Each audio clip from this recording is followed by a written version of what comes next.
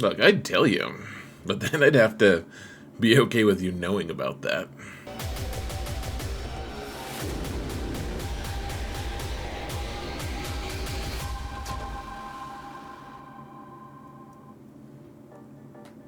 Hello everyone, and welcome to another episode of Xaereth Prevails. Today, let's talk about Relic 5 and which characters you should get to Relic 5 and then just stop putting relics on, because they're not going to do you any good back there anyway.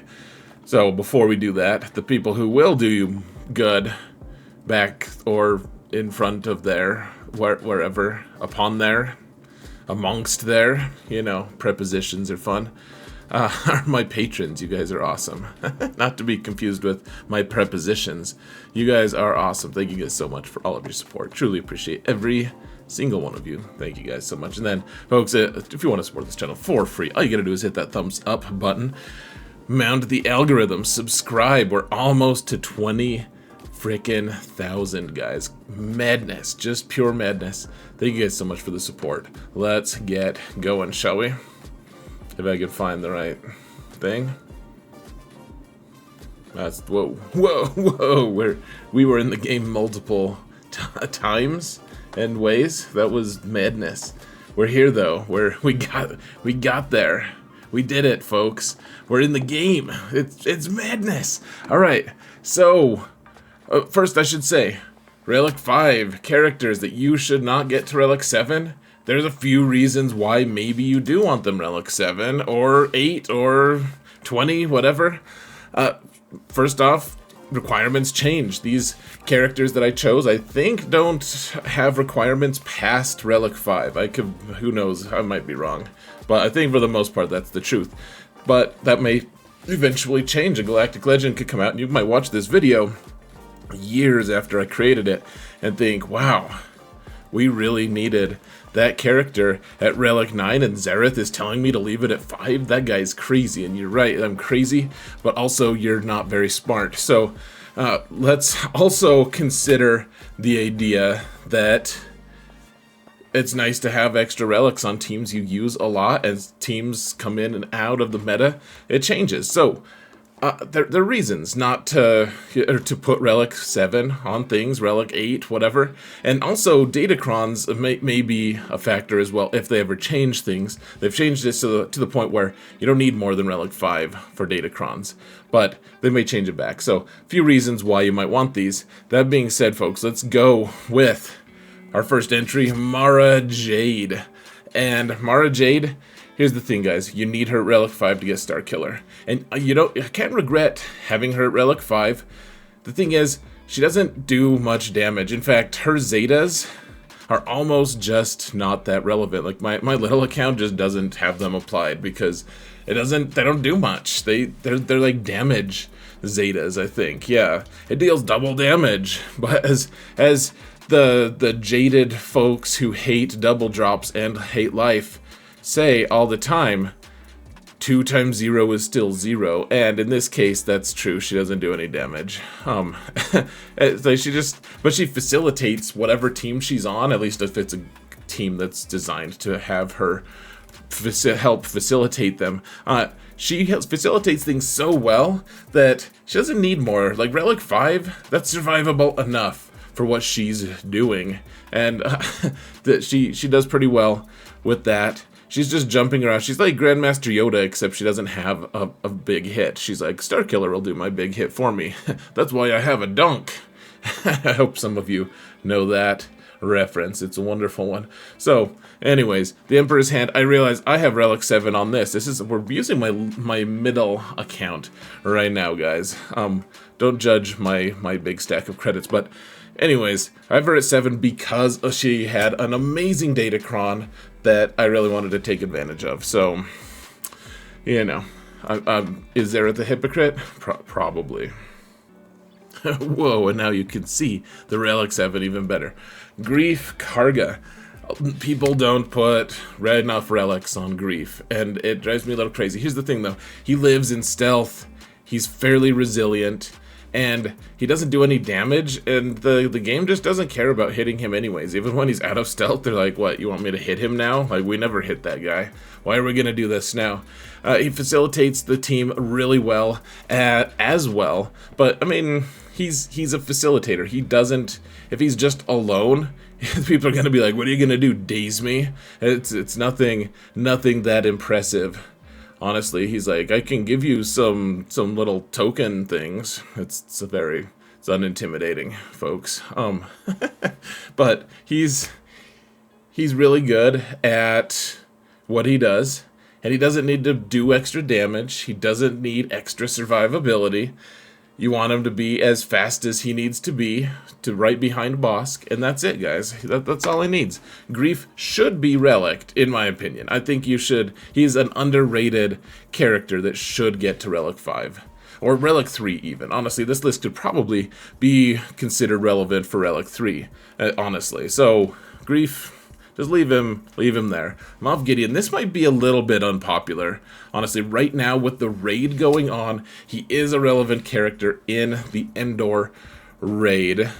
And so if you want to get him to higher relics, obviously, like, just do it anyways. I don't care, guys. It's, you're going to hurt my feelings if you post in the comments, dude, Zareth, I have a Relic 9 Moff Gideon. What now? I'll be like, that's cool. It sounds like a waste. But, I mean, the other thing is, he is also, you might want him more relics because of his counterpart, that spiky-haired Moff Gideon version, the Death Trooper guy, the Dark Trooper version, whatever his name is, like,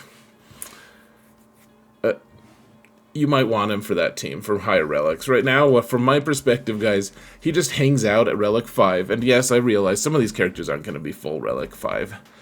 Guys, because his account just doesn't have as much stuff as my main. But I did finally get him Relic. He's pretty helpful at Relic 5. He facilitates, again, like, you make him fast, kind of. On this account, yeah, I still have him kind of fast. So, you make him fast. You reduce everyone's turn meter that you're facing, and that's wonderful. It's really cool. And then he just kind of fades into the background and denies your opponents half of their offense. And that's what he does. He just hangs out. Make him a little survivable, or really do what it takes to just make him as fast as you can. Don't have mismatched mods. I don't care. But what you need to do, make him fast, and then make him a little survivable, and then just sit there at Relic 5. You don't need him higher than that. Ain't nobody ever needed him higher than that. I'm pretty sure I said that correctly. So B2 is a sad story. So this one, and I guess I'll just kind of group them together. We have Magna Guard as well here, guys. And I have to say, I love General Grievous. He's been one of my very favorite 5v5 characters. Wonderful character. And honestly, General Grievous has kind of missed a step lately. He hasn't gotten an update for a while. The characters are kind of feeling their age. A lot of the stuff, the mechanics that made General Grievous really relevant, are slowly just kind of being pushed to the side. And it's kind of a sad thing. And B2 doesn't do damage. He wants to survive, but he's not the main target usually. That's going to be Magna Guard. And so B2...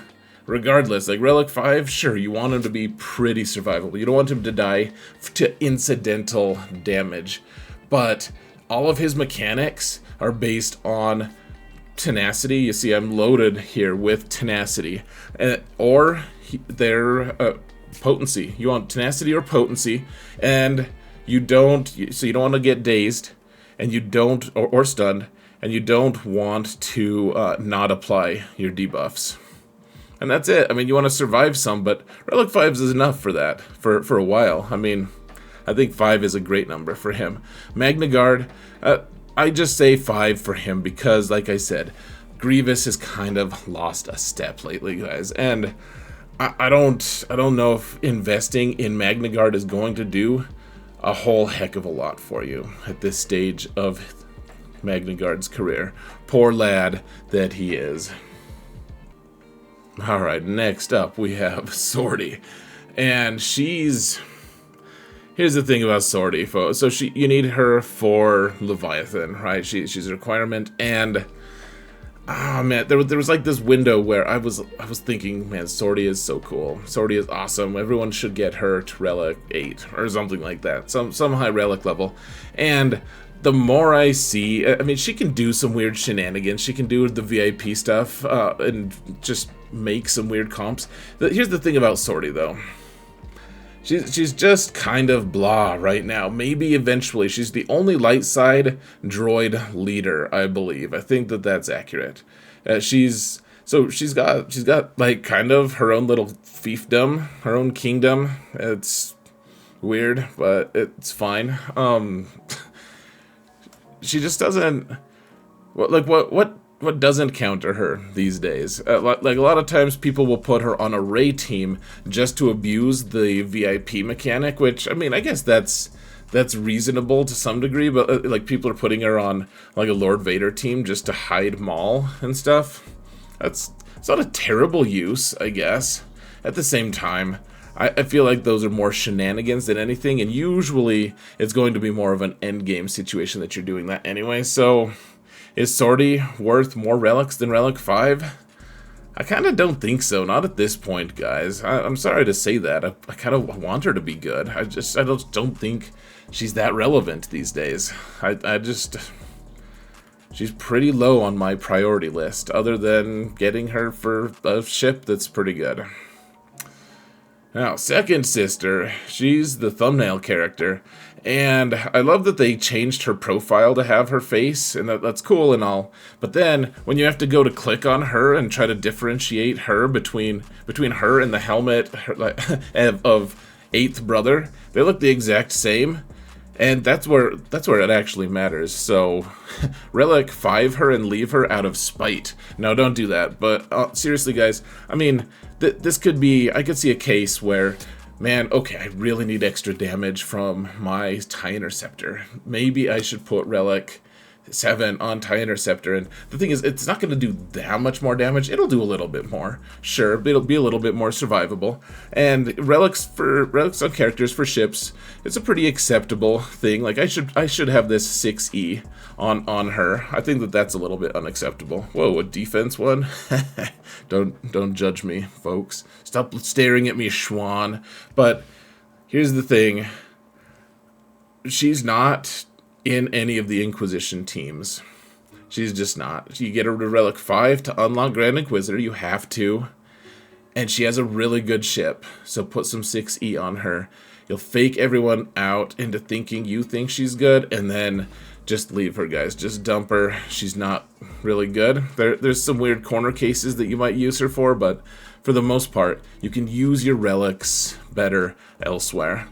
The armor is another one, folks, that you need to be a little bit survivable, because she does some risky things. She babysits Galactic Legends, is basically what she does. I don't think she's going to be on the new Bo-Katan team. It doesn't seem like they care about her that much. Maybe she will be. I don't know. She could be the 5th, I guess, maybe. But, and if that's the case, maybe she will want more relics. I don't know, but up until this point, folks, the thing that she does well is hand off a really cool buff with the Beskar ingots and die subsequently.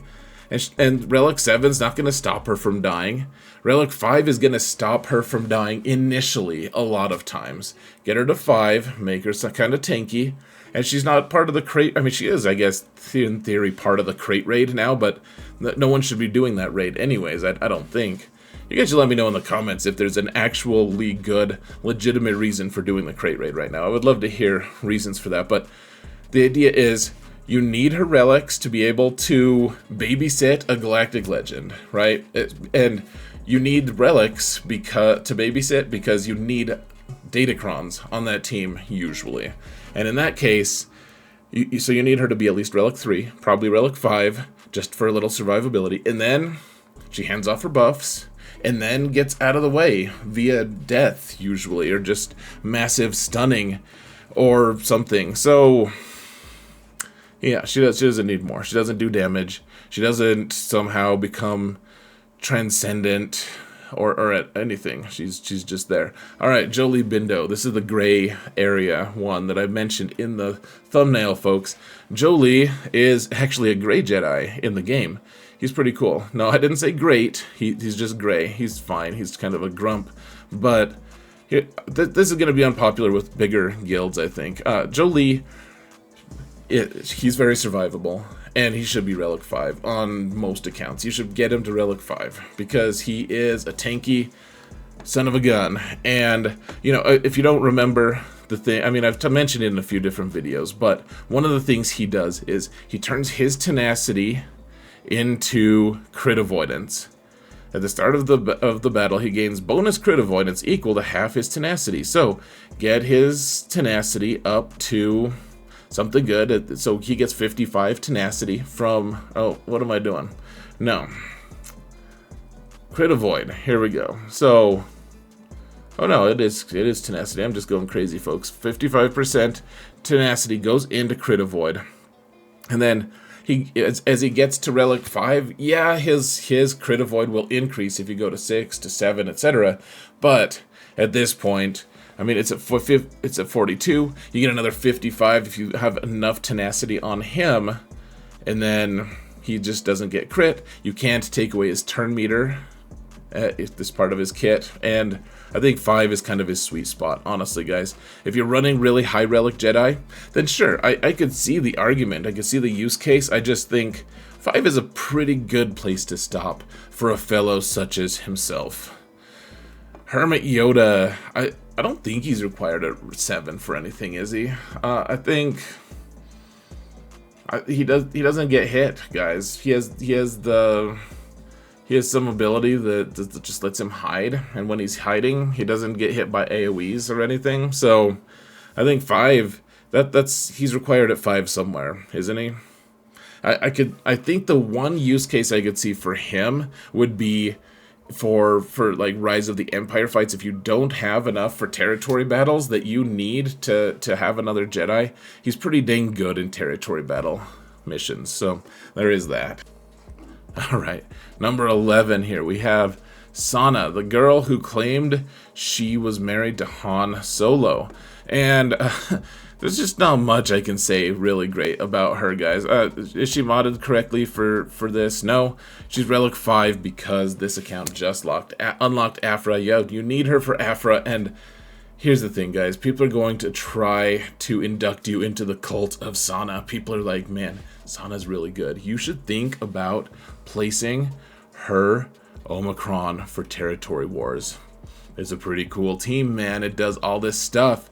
It has a wall of text about why it's good, why she's good, and she may be good in the future. She has some pretty nice tags in the sense that she's scoundrel and smuggler, but then she also interacts with rebels pretty nicely as well. She does some cool stuff. She has tenacity down, and she does some cool stuff. I'll admit.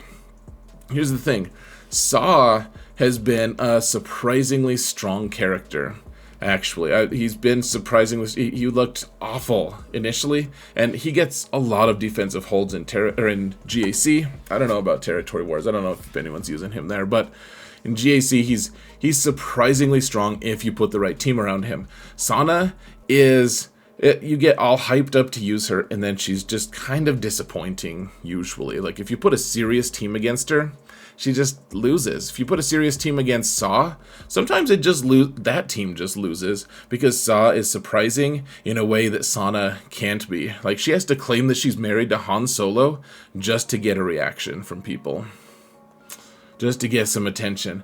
Darth Talon's another one that I feel like people put more relics on her just because they think that it's going to help boost their whatever Sith team it is. She can actually do some good damage if you ramp her correctly. There are instances where it's like, oh my gosh, she did crazy damage.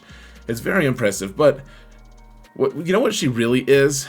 She's just a turn meter bot that gives everyone 20 speed, and then you can just ignore her because she does ability block on basic, and that's it. You know, she's fine. Maybe one day she'll really turn into a monster, but at this point, like Relic 5, you need Relic 5 to get dash, or you need to get Star Killer. And I don't regret 5 on her, but after that, guys, she doesn't deserve more at this point, at least. I don't know. She's an attacker that doesn't do that much damage initially, and the problem is, maybe if our fights lasted for 5 full minutes or 10 full minutes or something like that, she could ramp to the point where she was doing crazy damage. She just doesn't ramp her damage enough. She's like Lord Vader, just slower, and Lord Vader is the slowest. Lord Vader wants 10-minute battles. You know what I mean? She wants 15-minute battles. It's crazy. It's a matter of speed, I suppose. Alright, old Daka. This is another one I feel like people are gonna just totally barrage me with hate on, because she is really good at Relic 5. And she gets more survivable at Relic 7, Relic 8. The thing is, I've never found a situation where you need her at more than 5, other than the Rise of the Empire mission. Once you get your Night Sisters all the way to Relic 7, then sure, get her to 7, absolutely. But you need her at 5. She could be most players' first Relic character. Honestly, just to make the Night Sisters team do awesome stuff, like do obnoxiously stupid, ignorant, ridiculous things early game. They continue to do that all the way into the end game, and Relic 5 will see you all the way into the end game. From the start to finish, Relic 5, you do want her 5 though, just so you can get her health to somewhere around 130k, just so then, put her Zeta on, so when people die, she gets a bunch of bonus turn meter, max health stacking, and call it good, guys. You don't need more. The thing is, if you add more health to her, in the situations where you die instantly, you probably die instantly even with double the health that she normally has.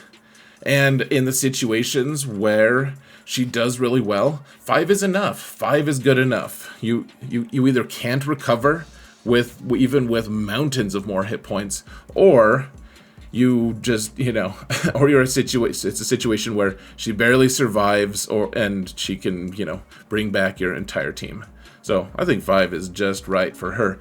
Now Veers, maybe you could leave him at 3 these days, folks. 3 is where he's required in the Sith Eternal unlock. And I guess, he's good in the Endor raid. He does fine there, so 5 is good. You can get him up to 8 or whatever you want to do if you're super ambitious there. But I think 5, so he doesn't do damage. He's a facilitator, once again.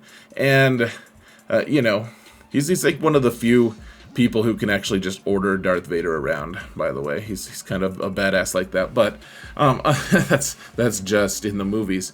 You can have just total trash mods on him because you want him to be the slowest, and he doesn't do any damage. You don't want him to crit, because then Malak is going to taunt immediately if you're facing like a Darth Vader or a Darth Revan team. Of course, now that Malgus is out and about, you see troopers countering Darth Revan a little bit less, but he does good at what he does, I guess. At relics, you want to be able to put Datacrons on your troopers. You do want that. So whatever it takes, 3 or 5, you want that.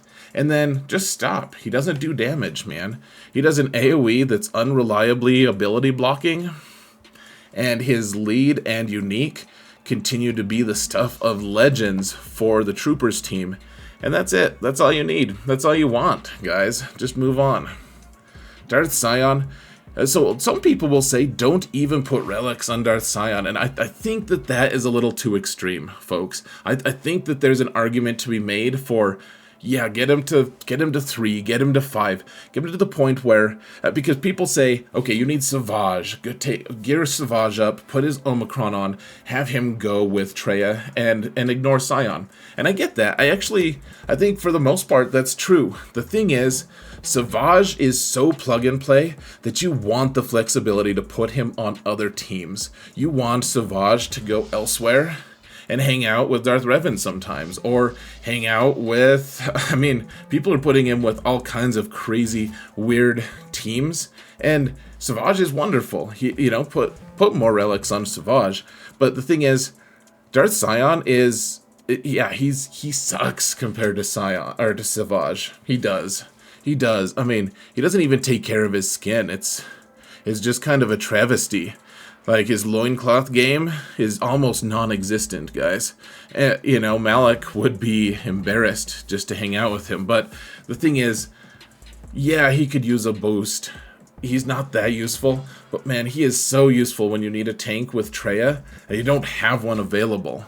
And honestly, the one other thing I will point out here, folks, which is really interesting to me, is if you use Savage as the third character in a Traya team to counter the well, what's the team? Hold on. Right, the Malgus team. Then in threes, you don't beat the Malgus team with Savage. It's like a 10% counter. If you use Sion, it's like a 50% counter chance, which, I mean, it's not great, but he does do a little bit of corner case stuff, and honestly, he does fine with Traya. There's good mechanics that people miss all the time that help him synergize with Traya and make Nihilus better, etc. He's not terrible, but I would also not overinvest in him, alright? Alright, so Aayla, she's like the best of the bad Jedi, you know? She, like, her perpetual stun is pretty cool, and, you know, she sometimes remembers to call people to assist. She has some cool stuff. She's had some cool datacrons in the past. She is blue. She's somewhat attractive. You know what I mean? Like, she's got some good things going for her, but at the same time, man, she's so squishy. And it's just one of those situations where you need her at Relic 3 or something like that. And then you're going to be enticed to try. People are going to be like, dude, just use Aayla in this comp. I used to use her like with Padme way back in the day. Like, hey, I have a Padme squad with Aayla on it for some reason. Like the Blue Jedi, it's cool. But at the same time, I just... Maybe she'll get a rework. I hope she gets a rework one time. I hope they rework all of the like kind of old school Galactic Republic Jedi. But for what she's used for, folks, that like unless there's a really good datacron for her, you don't need her higher than Relic 3, Relic 5, whatever. Like, you can use her with a Gidme team, so because she's a Galactic Republic support, so she still gets all the stacks of courage from Gideon and stuff when you need it. But then otherwise, more relics on her. If you put Relic 9 on her, you're not really going to notice the damage difference. Like, it'll shift a little bit, but what she's really doing is stunning the things that she can stun, and that's about it. It's like, hey, I'm going to do my special. What about this special is different than my basic? And everyone's like, nothing. They're like the same thing, basically. Okay, so Jedi Cal... Or Baby Cal, I'm sorry. Jedi Cal wants relics, guys. But so, this is a weird one because he's such a recent character, and I love him to death, actually. He does so many cool things. First off, I know that people are going to say, oh, but you can do the Zepho mission, the Zepho unlock mission with Cal. And, okay, cool. You can, and some people argue that it's pretty consistent. Like, you win 75% of the time once you understand how it works. That's cool. Go to 7 if you want. You know, and he also, the big mechanic of his is he just perpetually refreshes everyone's stacks of bonus protection, or protection up, which is wonderful. It keeps everyone alive. It's super obnoxious, honestly, if you're facing it, because he could be a very challenging character to counter. I just don't see a use case where you need him higher than 5, frankly. Like, take him to 5, because then you can use him with all the relevant teams. But then he doesn't do extra damage, he just does debuffs. Mostly just passively makes your team really annoying, is what he does. And I don't think you need more than 5 to be able to accomplish that. He survives just fine. Even when Relic 9 things hit him, he's like, dude, I still have protection up, bro. So thank you. Thank you very much for that. Bastila Shan. Okay, so everyone's doing this thing where, okay, Malak needs to be Relic 9 because Leviathan reasons. Darth Revan needs to be Relic 9 for Leviathan reasons. Malgus needs to be Relic 9 for... He's a really badass tank, and you should try to get him to 9 if you can, because he goes completely crazy. His damage gets a huge boost from going from 8 to 9. All this stuff, yeah, get him to 9. That's great. His ship, you want his ship to be good for Leviathan reasons. And so people are saying, hey, You know what I'm going to do next? Bastila Shan. Hot topic, Basti. Gonna get some relics. And the thing is, she kind of just doesn't need it. She has a cool thing. She has her force bond thing where she gets plus 70% max health. So I guess in that regard, like, sure, get her to Relic 9. She'll have a lot of health and stuff. But I don't really see a situation where she really wants that. Like, she just dies at, like, I kill her at Relic 8 a lot, and she just dies the same as when she's Relic 5. I think 5 is a good place for her and her pigtails, I guess. So I don't know. You guys, your mileage may vary, folks. Nest is one of those that I'm like, man, she actually is still pretty useful. Some places you could put her on defense and time people out. Surprisingly, sometimes people just don't know how to deal with her. She can do some cool stuff. The thing is, gone are the days that she solos everything. Yes, if you're in a lower division, sure, she's going to solo some stuff. I get that, especially in 3s. That happens. It is a thing. I just don't think you should be investing a ton of relics in a character that has no real presence in the endgame other than as a friend of Dash's. He like, Nest does some cool stuff with Dash. Like, you can use Dash to counter Jedi Master Luke, for instance, and Nest is super helpful because she hits the side characters. She can ignore his taunt and just start chipping away. She does a lot of cool stuff like that. She's a good character. She really is. She's not required for anything. She's kind of annoying, but I just wouldn't get her past 5. Like, 7, sure, her damage increases, but what is her utility, really, at that point? Like, are you going to really waste that many high-end relics just for a character that is past her prime? Sadly, I've always loved Nest, but past her prime. Alright, finally, folks, we have the last one, Qui-Gon Jinn. And this one's a tricky one too, guys, because his Omicron is like, when he dies, all of his offense that he has is what gets passed on to his friends. And so in some ways, you kind of do want him to have a high offense, right? Like, I think that my main account has him modded for offense, in fact. You just want him to have high offense. And more relics does give him more offense. Who knows, maybe Kelleran Beck, the Jar Jar man himself, is going to boost this team enough that you want to put more relics on, but you want him to the point where you can put Datacrons on the team and then just move right along, folks, because the primary damage dealer is going to be Ki-Adi-Mundi or Anakin or someone, and he's just there to kind of facilitate. It's like, you also just want him to die. Have you ever had a Qui-Gon Jinn who gets hit, and he's just in red, and then the opponent just ignores him and stuns your guys, and the battle drags on forever? You're like, dude, just kill my Qui-Gon. If you give him more relics, you're going to have more of that. And if you haven't experienced it, then if you put more relics on him, you will get to experience it. So in that case, I kind of wish that on you, in fact, because I want everyone to share my pain that was. I'm like fabricating this. I have mild annoyance by that. I don't think pain is actually a good descriptor for what my experience was. Anyways, he's pretty cool. I love Qui-Gon. I've loved that team since it came out. Even though I argued early on that Zam was a better Omicron, and I think she was back then, actually, but he's actually persisted, and Kelleran Beck is going to boost his team. I still think Relic 5 is just fine, even though you kind of want the little boost in offense numbers. I just don't think it's worth the relics, guys.